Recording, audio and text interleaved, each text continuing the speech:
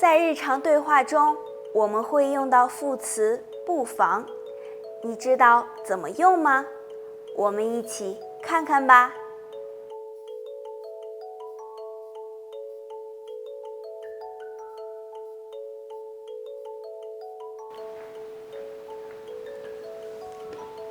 你刚才在看什么？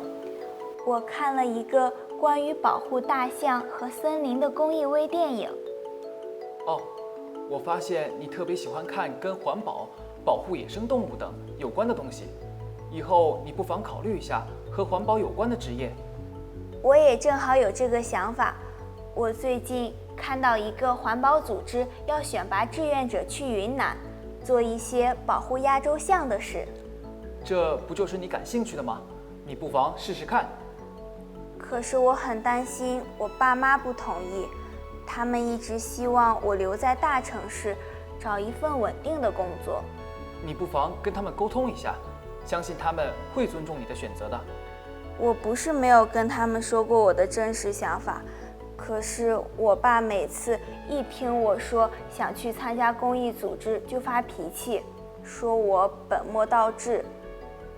也许是因为他并不了解你想做的事儿，你不妨平时多给他发一些这样的公益视频、环保新闻，或者带他一起参加身边的公益活动，让他多多了解。有道理，我到时候试试，说不定有一天他会同意。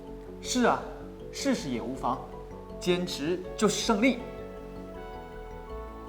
副词不妨放在动词重叠或动词性短语之前，表示可以这样做，没有什么坏处，常用于委婉地提出建议。比如，你不妨试试看。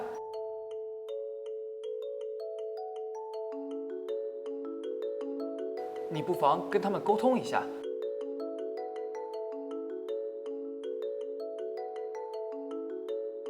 不妨考虑一下和环保有关的职业。